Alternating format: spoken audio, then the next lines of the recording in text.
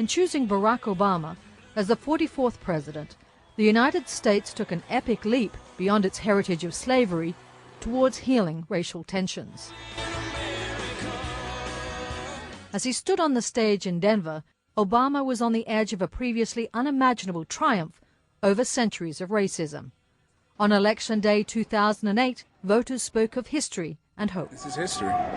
It's history. A lot of people wouldn't think they would never see something like this. It was an election that saw more than 131 million ballots cast and historically high voter turnout among blacks. Given America's sordid racial past, not that long ago, for the right to vote, we were killed.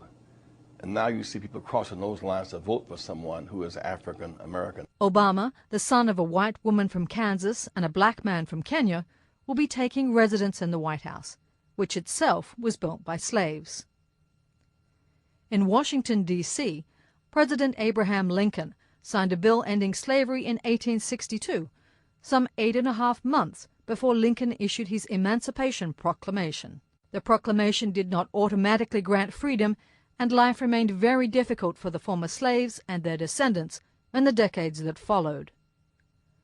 There was widespread poverty, discrimination, segregation, and racial violence that lasted for the better part of the next 100 years, especially for those living in the South. A gradual campaign by African Americans to dismantle segregation gave way to a strategy of civil disobedience, including the pivotal 1955 Montgomery bus boycott and the 1965 marches on Selma.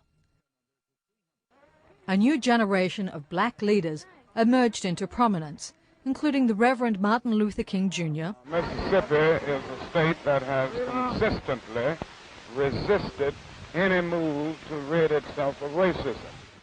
And Malcolm X. Who are you? You don't know.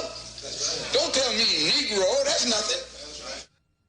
Those struggles started playing out on television newscasts in American homes, and they brought widespread attention to the inequalities in the South. And there's a great swell of cheers to welcome Martin Luther King to the Speaker's podium.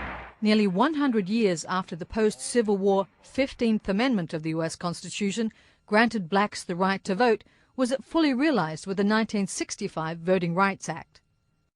The next 4 decades saw several African-American civil rights leaders attempt to turn their activism into running for the highest office in the land. Political analyst Norm Ornstein believes in Obama, Americans saw something new. A candidate like Jesse Jackson or an Al Sharpton emerging from the confrontational 60s, where race became a card to be played, was simply not going to be able to move beyond a fairly narrow band of support.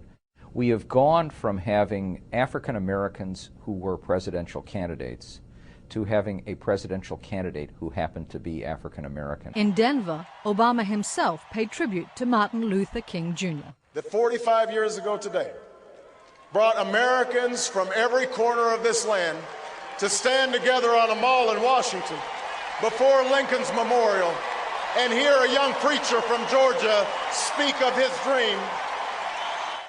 On Inauguration Day, King's nephew, Isaac Newton Farris Jr., says he will be thinking of King's legacy. You didn't give your life up for nothing.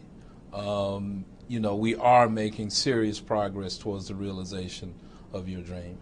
White America is maturing and growing and changing, and we're all learning the joy of living together rather than fighting while apart. The excitement and spectacle of Obama's acceptance of his party's nomination in Denver will be draped in formality on Tuesday. 139 years after blacks were granted the right to vote, an African American will move into the White House. Tracy Brown, The Associated Press.